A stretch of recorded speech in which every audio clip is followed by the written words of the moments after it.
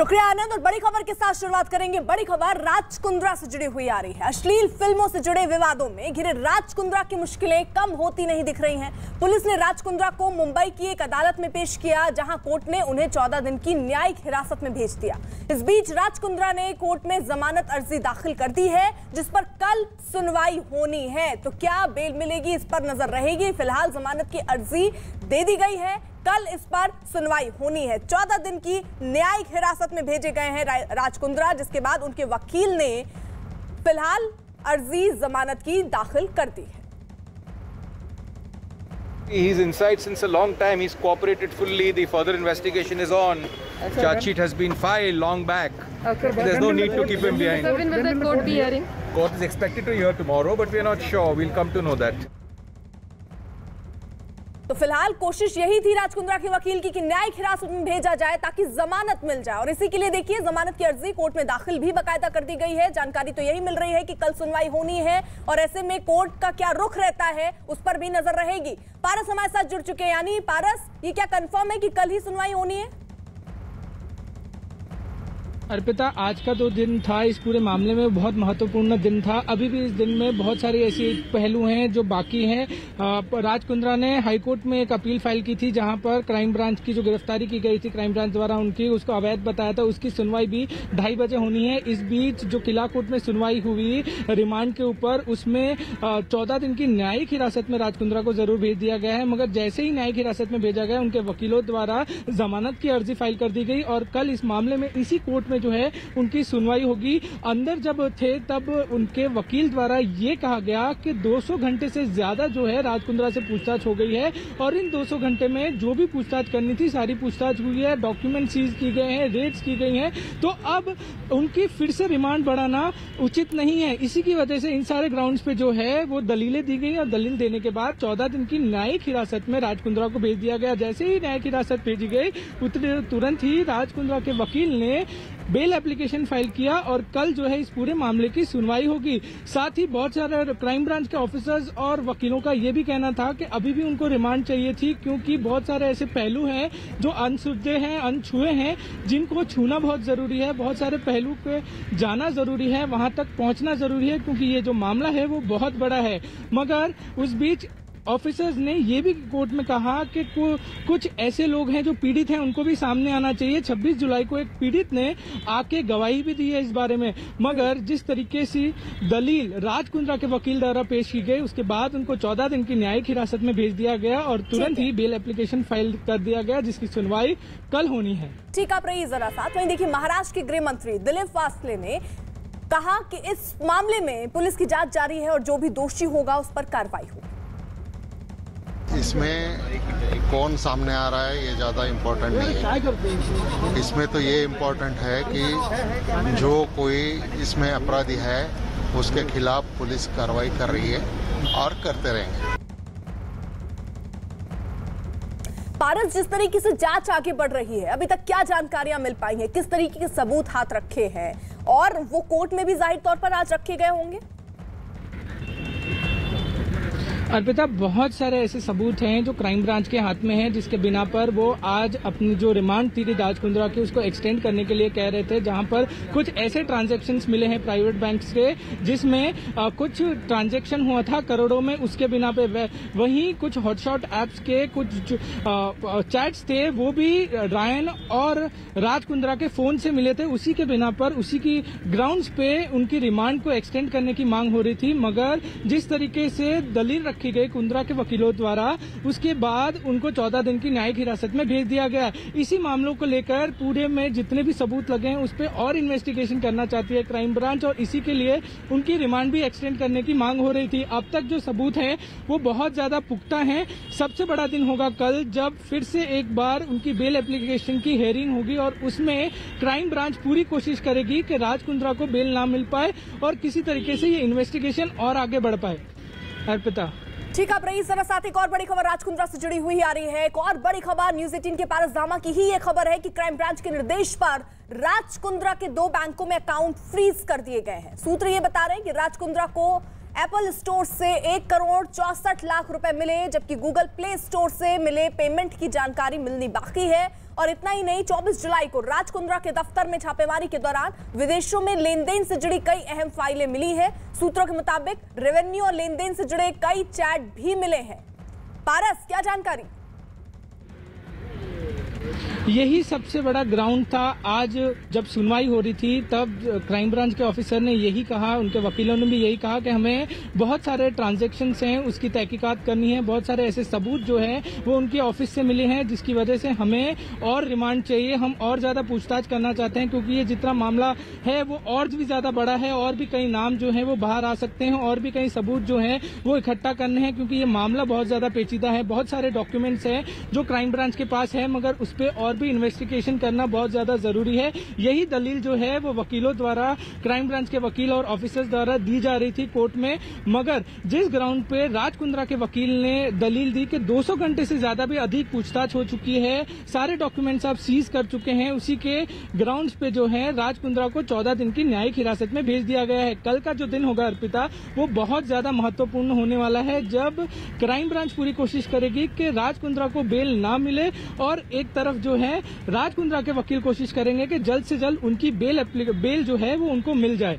रहिए जरा आप साथ। वहीं देखिए, अश्लील फिल्म विवाद की जांच में नई जानकारियां सामने आ रही हैं। न्यूज 18 के दिवाकर सिंह की खबर है कि राज कुंद्रा के दफ्तर में लगे सर्वर को सिर्फ 3 लोग ही एक्सेस कर सकते थे। सूत्रों के मुताबिक क्राइम ब्रांच को शक है कि रियान थॉर्प के इशारे पर ही सर्वर से डेटा डिलीट किया गया। इतना ही नहीं, सूत्र तो ये भी बता रहे हैं कि प्लान बी पर कंटेंट बनाने का काम शुरू हो चुका था। क्राइम ब्रांच को शक है कि प्लान बी पर काम करने से पहले पुराने ऐप से काफी डेटा को डिलीट किया गया। दावा यह कि राज कुंद्रा के दफ्तर में दूसरी बार छापे के दौरान कई अहम दस्तावेज क्राइम ब्रांच के हाथ लगे। सूत्रों के मुताबिक इन दस्तावेजों से पता चला कि अश्लील फिल्मों से होने वाली कमाई पहले केनरेंट कंपनी के अकाउंट में जाती थी और उसके बाद भारत में अलग अलग अकाउंट में ट्रांसफर होती थी। यानी पारस, अब इस तरीके के सबूत भी हाथ लगे हैं जिसको खंगालने की लगातार कोशिश हो रही है। जी, क्राइम ब्रांच पूरी कोशिश कर रही है कि जितने सबूत इकट्ठा करे जाएं उतने सबूत इकट्ठा करना चाहती है क्राइम ब्रांच। उसमें बहुत सारे ऐसे पहलू हैं जो सामने आए थे, जब ये भी पता चला था कि ये सारा जो पैसा पोर्नोग्राफी से जो बनता था, जिसका प्रॉफिट होती थी, वो सारा पैसा जो है वो ऑनलाइन बेटिंग में लगाया जाता था। इस पहलू के बाद फाइनेंशियल ट्रांजेक्शन बाहर के भी बैंकों से सामने आए थे। इसी बीच जो है क्राइम ब्रांच पूरी कोशिश कर रही है, लगातार रेड्स कर रही थी, लगातार जो है उनको एक तिजोरी भी मिली जिसके अंदर से बहुत सारे वीडियोस मिले, बहुत सारे ऐसे दस्तावेज मिले जो इस केस को लेकर बहुत ज्यादा महत्वपूर्ण थे। अभी जब उनको 14 दिन की जुडिशियल कस्टडी में भेजा गया है, लगातार क्राइम ब्रांच यही कोशिश कर रही है कि किसी तरह जो है इनको बेल ना मिले, और कल जो है इसी कोर्ट में, मुंबई के किला कोर्ट में कल उनकी फिर एक बार पेशी होगी और बेल एप्लीकेशन के लिए जो है वो जद्दोजहद करनी है। क्राइम ब्रांच पूरी कोशिश करेगी कि राज कुंद्रा को बेल ना मिले और इन्वेस्टिगेशन करने का क्राइम ब्रांच को मौका मिले, और जल्द से जल्द नए पहलू जो हैं इसमें खोजे जाएं और इम्पोर्टेंट जो सबूत हैं वो निकाले जाएं। ठीक, आप रहिए जरा। मुंबई पुलिस के सूत्रों के मुताबिक जो जानकारी वो भी पहुंचा दे। अभी तक की जो जांच हुई है उसमें अश्लील फिल्म विवाद, शिल्पा शेट्टी का कोई रोल इसमें विवाद में सामने नहीं आ रहा है। न्यूज 18 के विवेक गुप्ता की खबर है कि आरोपियों और गवाहों की पूछताछ में इस मामले में शिल्पा शेट्टी का नाम नहीं आया है। हालांकि 2020 में शिल्पा शेट्टी ने वियान कंपनी क्यों छोड़ा, पुलिस इसकी जांच कर रही है। सूत्रों के मुताबिक पुलिस ये भी जांच कर रही है कि राज कुंद्रा ने शिल्पा शेट्टी के बैंक खातों से लेन देन किया है या नहीं। अश्लील फिल्म विवाद की जांच कर रही क्राइम ब्रांच ने अपने चार्जशीट में कुंद्रा से जुड़ी एक पावर पॉइंट प्रेजेंटेशन का जिक्र किया। सूत्रों के मुताबिक इसमें बॉलीफ्रेम नाम के ऐप से होने वाले भविष्य के मुनाफे का जिक्र है।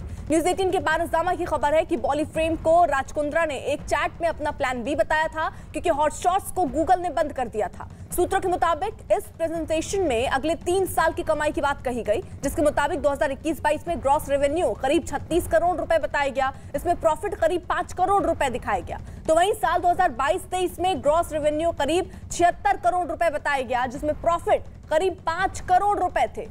सूत्रों के मुताबिक क्राइम ब्रांच को राज कुंद्रा और शिल्पा शेट्टी के ज्वाइंट बैंक अकाउंट का भी पता चला, जिसकी जांच शुरू कर दी गई है। और ये जानकारी मिल रही है कि क्राइम ब्रांच को ज्वाइंट अकाउंट में करोड़ों के ट्रांजैक्शन का पता चला है। राज और शिल्पा के ज्वाइंट अकाउंट को लेकर क्राइम ब्रांच की टीम लगातार बैंक अधिकारियों के संपर्क में है। तो अश्लील फिल्म विवाद में नए राज खुलते हुए सामने आ रहे हैं। बैंक अधिकारियों के संपर्क में भी क्राइम ब्रांच है, उनसे भी बातचीत की जा रही है कि किस तरीके से ये ट्रांसफर हुए हैं पैसे। लंदन भेजी जाती थी ये अश्लील फिल्में, इनसे ही ये कमाई हुई है, और कितनी कमाई हुई वही पता लगाने की कोशिश भी अब क्राइम ब्रांच की है। मामले की तह तक पहुंचने के लिए पुलिस ने शर्लिन चोपड़ा को पूछताछ के लिए बुलाया है, लेकिन क्राइम ब्रांच में पेश होने से पहले शर्लिन चोपड़ा ने अग्रिम जमानत के लिए मुंबई की एक अदालत में अर्जी लगाई है। न्यूज 18 के दिवाकर सिंह के मुताबिक अश्लील फिल्म बनाने के मामले में शर्लिन चोपड़ा से पूछताछ इसलिए भी अहम मानी जा रही है क्योंकि पिछले साल नवंबर में शर्लिन ने 7 OTT प्लेटफॉर्म को लेकर महाराष्ट्र साइबर सेल में शिकायत की थी, जिसमें हॉटस्पॉट ऐप पर भी कई आरोप उन्होंने लगाए थे। सूत्र तो ये भी कह रहे हैं कि शर्लिन ने आरोप लगाया था कि राज कुंद्रा ने हॉटशॉट्स ऐप बनाया था और 11 दिसंबर 2019 को इसे प्रदीप बख्शी को बेच दिया था। खबर है कि शर्लिन के इन्हीं आरोपों को लेकर क्राइम ब्रांच ने उन्हें पूछताछ के लिए समन भेजा और इसी बीच इस मामले में आरोपी गहना वशिष्ठ ने मुंबई क्राइम ब्रांच को चिट्ठी लिखी। गहना ने तबियत खराब होने का हवाला देते हुए 2-3 दिनों की पूछताछ के लिए हाजिर होने की बात कही।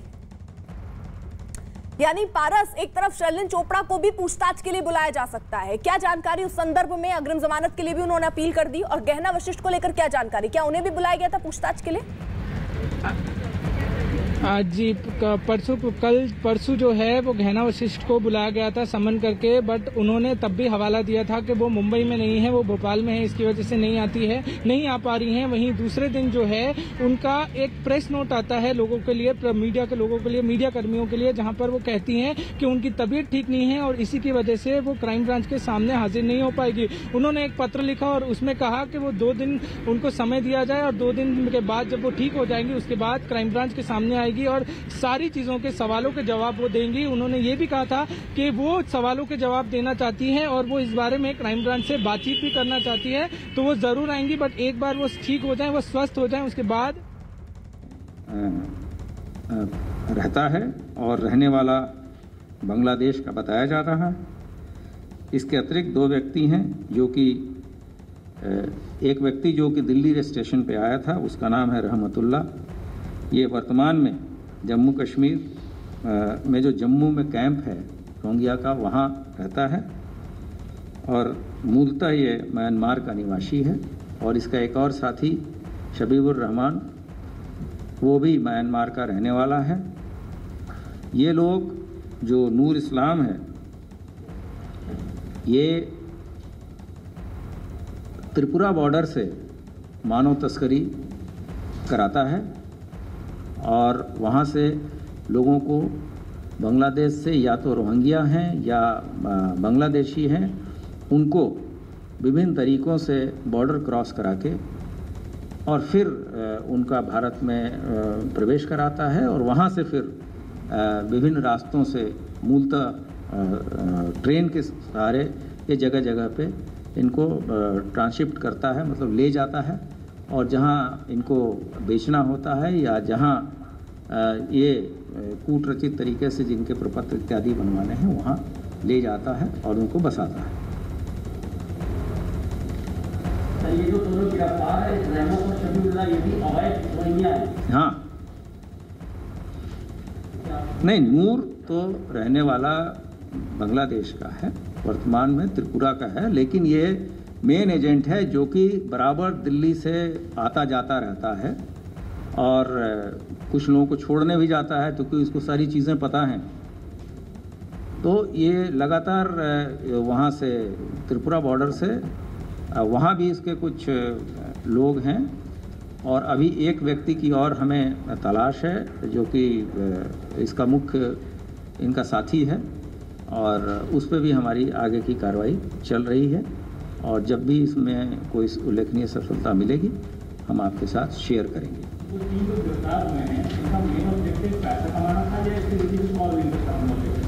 नहीं, हमने आपको इसमें स्पष्ट बताया है कि मानव तस्करी के उद्देश्य से धन अर्जित करना तथा जैसा कि पहले भी प्रकाश में आ चुका है कि इनको कहीं नौकरी दिलाना और उसके एवज में उस नौकरी से जो इनकम होगा उसका एक हिस्सा अपने पास रख लेना, इनका शोषण करना हर एक तरीके से, आर्थिक, मानसिक और शारीरिक रूप से। ये चीज़ें हमने तो पहले हमने बताया था कि कुछ महिलाओं को भी बाहर भेजा गया है। अभी हम लोगों ने ऐसे 3 लोग पकड़े हैं जो कि विक्टिम हैं, वो इसके दोषी नहीं हैं। 2 महिलाएं हैं और 1 पुरुष है। पुरुष वयस्क लग रहा है तो लेकिन उसका कोई रोल अपराध में नहीं है, लेकिन उसकी भी अभी विवेचना आगे चल रही है। सर, आपको क्या लगता है, कोई सोची समझी साजिश के तहत ये सब किया जा रहा है कि पंजाब को यहाँ पर लाया जा रहा है, उनसे फंसाया जा रहा है, वो काम में लगाया जा रहा है, या जैसा आपने पहले कहा कि जनसंख्या संशोधन कानून में कोई साजिश हो सकती है? ये मैं नहीं कह सकता, लेकिन ये तो अवश्य है कि एक सोची समझी रणनीति के तहत इसको लाया जा रहा है। और यहाँ चूँकि उनकी वेशभूषा या रहन सहन या जो आसानी से वो यहाँ के पॉपुलेशन के साथ मिक्स हो जा रहे हैं, तो ये पता करना बहुत मुश्किल है कि ये लोग यहाँ के हैं या बाहर के हैं।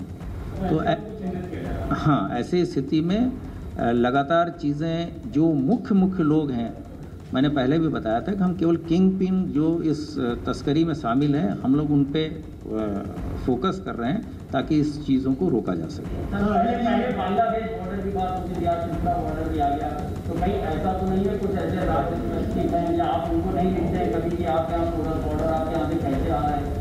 नहीं, बांग्लादेश बॉर्डर ये भी है। बांग्लादेश, हमारा जो बांग्लादेश से जो बॉर्डर है विभिन्न राज्यों का है, लेकिन वर्तमान में जो ये केस है ये त्रिपुरा बॉर्डर से लाने की इसकी सूचना थी। वेस्ट बंगाल सरकार ने त्रिपुरा सरकार को, यूपी सरकार कुछ लिखे इस बाबत की, वो भी इस पर ध्यान दे? नहीं, वो वहाँ पे पूरी व्यवस्था है इसकी, बॉर्डर के भी फोर्सेस लगी हैं, इसके बावजूद वो पोरस बॉर्डर है, पूरी तरीके से फेंस्ड नहीं है। उसका लाभ उठा के, चूँकि बहुत सारी नदियाँ हैं, नाले हैं जिन पे कि कोई फेंसिंग करना इतना आसान नहीं होता, इन सभी चीज़ों का फ़ायदा उठा के ही ये म्यांमार के रहना बच्ची, चूँकि वो महिलाएं अवयस्क हैं इसलिए उनका नाम हम उजागर नहीं कर सकते। वो तो यहीं लाया जा रहा था, अभी पूछताछ चल रही है, तब ये पता चलेगा। जैसा आपने देखा, पहले भी अलीगढ़ से भी लोग रहते हैं, उन्नाव तक में लोग रहते हैं, वो लोकल पॉपुलेशन में मिक्स हो जाते हैं और उसके बाद से कुछ ऐसे दस्तावेज भी बना लेते हैं जिससे आप डिस्टिंग्विश करना मुश्किल है कि वो यहाँ के हैं कि बाहर के हैं। तो इन सभी चीज़ों करके, और अभी तो ये रात ही पकड़े गए हैं, इनसे विशेष पूछताछ होगी तो हम आपको अपडेट फर्दर देंगे।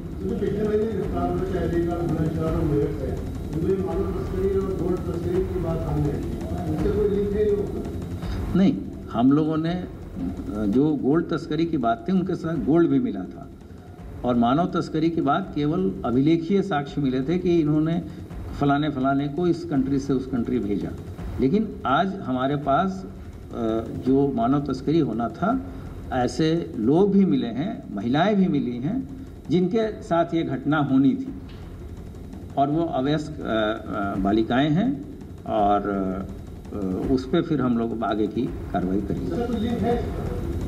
नहीं, ये तो पूरा गैंग है, ये तो इसी तरह से चीज़ों को चलाते हैं, इनका मोडस ऑपरेंडी ही वही है। इस संबंध में ये सब चीज़ें वो हैं जिस पे आधिकारिक रूप से अभी ऐसे प्रमाण नहीं है जिस पे कि कुछ बोला जा सके।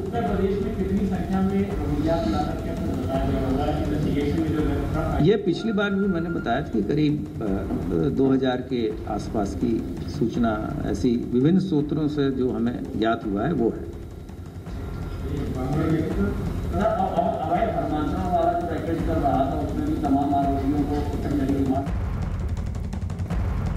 और इसी बीच एक बड़ी खबर आ रही है, संसद में हुए हंगामे से जुड़ी हुई। न्यूज़ 18 के अमिताभ सिन्हा की खबर कि लोकसभा में हंगामा कर रहे सांसदों के व्यवहार पर स्पीकर ओम बिरला ने नाराजगी जताई। उन्होंने हंगामा कर रहे सांसदों को नसीहत देते हुए कहा कि सदन में नारेबाजी करने में होड़ मत कीजिए, बल्कि सदन में जनता की समस्याएं बताने के लिए होड़ कीजिए। माननीय सदस्यगण, सदन में नारेबाजी के लिए कंपटीशन मत करो, जनता की समस्याओं में बोलने के लिए कंपटीशन करो। आप नारेबाजी में कंपटीशन कर रहे हैं, ये जनता देख रही है। आप जनता की समस्याएं अभाव में कंपटीशन करो। वहीं केंद्रीय मंत्री मुख्तार अब्बास नकवी ने कहा कि सरकार सभी मुद्दों पर चर्चा के लिए तैयार है, लेकिन विपक्ष बातचीत को तैयार नहीं है। बिल में नारेबाजी और वो भी विदाउट मास्क पूरे के पूरी तरह से संक्रमण को फैलाने वाला काम है ये। मेरी तो अपील होगी कि विपक्ष डिबेट करे, डिस्कशन करे, डिसीजन में पार्टिसिपेट करे और सरकार हर मुद्दे पर डिबेट डिस्कशन के लिए तैयार है। हम लोगों ने सभी विपक्ष के नेताओं से चर्चा की है, बातचीत की है। अमिताभ सिन्हा हमारे साथ हमारे सहयोगी इस वक्त जुड़ चुके हैं। अमिताभ, समझिए जिस तरीके से विपक्ष लगातार अपनी स्ट्रैटेजी अपनाए हुए नारेबाजी कर रहा है, अब स्पीकर ओम बिरला को यह कहना पड़ गया कि आप हंगामा कीजिए, नारेबाजी में होड़ मत लगाइए, लेकिन जनता के मुद्दे उठाइए संसद के अंदर।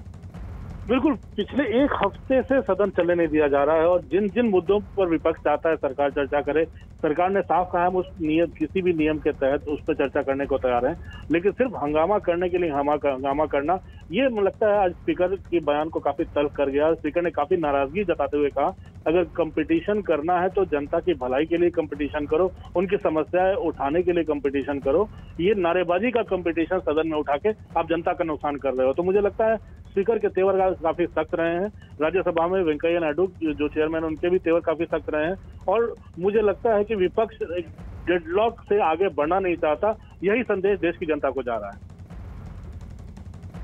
शुक्रिया अमिताभ जी। वहीं देखिए, कांग्रेस नेता आनंद शर्मा ने सदन में हंगामे के लिए केंद्र सरकार को जिम्मेदार ठहराया। अधिक हम नहीं कर रहे, गतिरोध का दोष सरकार पर है। अगर सरकार मान जाए चर्चा के लिए, अगर सरकार मान जाए जांच हो तो सदन अभी चले, हम तैयार हैं आज ही चर्चा शुरू करने के लिए। तो सरकार नहीं, हमारे नोटिसेस हैं, सरकार मान जाए।